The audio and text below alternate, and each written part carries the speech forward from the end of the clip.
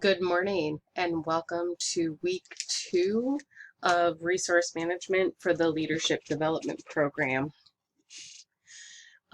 Hopefully during week 2 we're getting into a better routine, back from break now for 2 weeks, and things seem a little less daunting and there's a little less anxiety about being back into the thick of things with a course.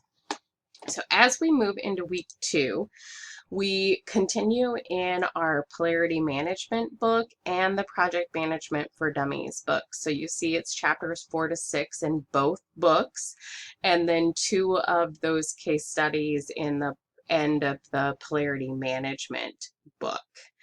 And then the second half of last week's video with Dr. Barry Johnson, who wrote the polarity management book to talk through polarity thinking. For this week, we'll have again a discussion post and then an assignment due at the end of the week.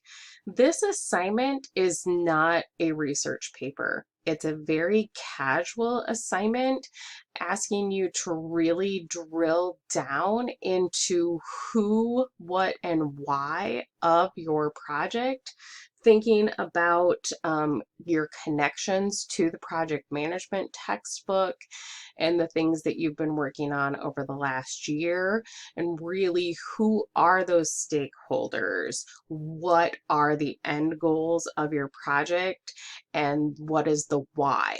So all of this will help us develop as we get into the next couple of weeks and really work on developing that balanced scorecard for your project, really defining the who, what, and why, and clarifying those down, because for the balanced scorecard we need very, very specific measurements.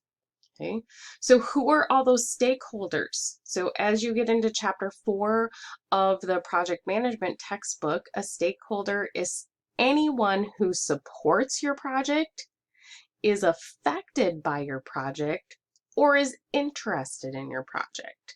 So as you can see, that can become a much wider range of people than we even think about. A lot of the time we tend to focus in on who is affected by our project. And this really asks us to pull out and think about all of these different people. Who can support us?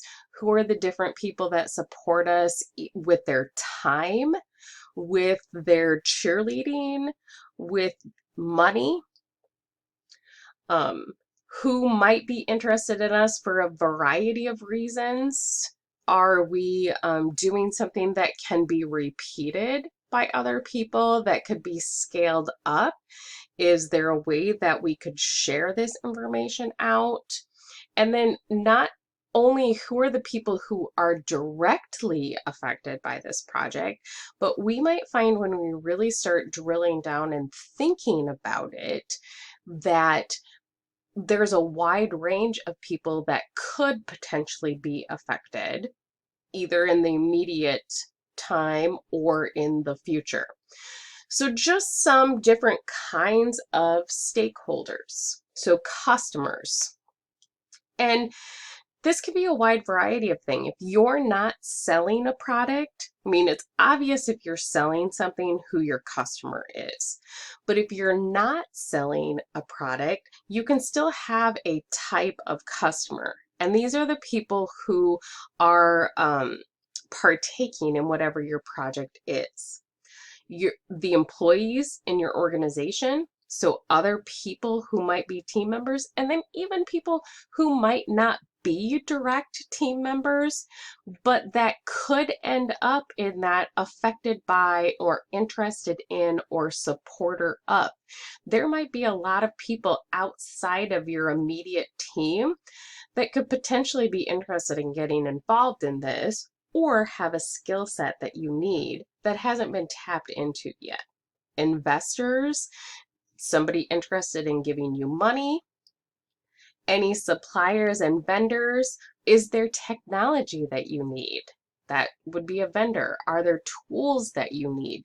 Do you need to purchase things from somebody? And then governments. And this can be a wide variety of things. Are there laws and regulations affecting what you're looking at and how you do this work? What are the potential? Do you have to sign up for permits? Do you need licenses? Could you potentially have to pay taxes on whatever your activity is? And so really thinking broadly and widely about all of these different potential stakeholders.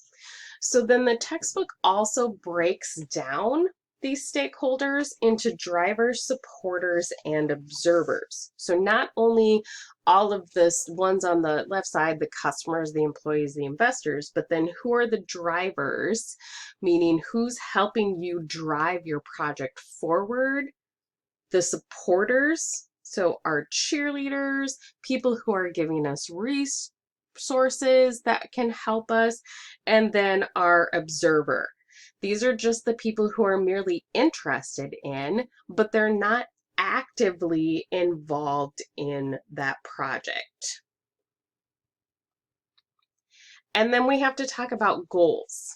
In chapter 5, in the project management textbook, they talk briefly about SMART goals. It's possible you've heard about SMART goals in previous classes, but developing these SMART goals for your project, because these SMART goals are what are going to help us build our balanced scorecard for the final project. So being very specific, the who, what, where, when, why, how much. So that's what we're looking at this week, really drilling down into the who and the what and the why and what these measurements that you want to be. Is it measurable? So not just saying, I want to impact a group of people, but maybe how many people per year, or do you want to be able to increase that number each year? So specific and measurable. Be reasonable. Don't make the goal so high that it can't be accomplished, because that just brings on frustration. And then you're less likely to hit goals because your team might say, all of these goals are unattainable and we can't hit them, so why even try? Okay. Is it relevant? Does it actually fit into your immediate and long-term plans? And then timely. It needs to have an end date. Should it happen in the next month? Should it happen in the next week? Do you have a year to accomplish it? But what kind of time frame? And then that brings us down to chapter 7 in the project management textbook, which talks about your work breakdown structure. So this is just a work breakdown structure template from the internet. If you Google work breakdown structure, you will bring up thousands and thousands of templates. So what the purpose of a WBS is to break your project down into those smaller pieces. What do you need? What is the time frame? What manageable things can we talk about? And we're going to talk about this scope creep here in an upcoming chapter, when we start talking about like managing your team. There's a chapter on micromanagement, and that's when we're really going to talk about scope creep. We're going to start getting into performance tracking in the next week, and this performance tracking then starts linking to lessons learned, your project reporting, what we do, and continuous improvement and documentation. So what is this breakdown of what we're looking at. So as part of your final assignment for this week, you're going to try to create a work breakdown structure for your project. And again, this is a very casual assignment where we're talking about making outlines, making lists, trying to really put a formal structure to this project. Nothing needs to be perfect. This is a fluid thing that has to be worked on a lot. You might even start with one template for this assignment, and by the time we get to the final at the end of the class, you've decided on a completely different template, and that's okay. This is just the beginning of really trying to mold what that final assignment looks like at the end of the course. And we're going to be working on that throughout the next couple of weeks. As always, throughout this week, if you have any questions, feel free to email me. I am generally very fast on responding to email, especially as I'm not traveling this week like I was last week.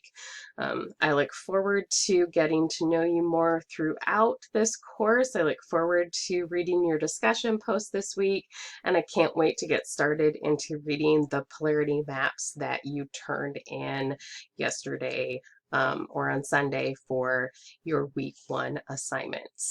So looking forward to a great second week.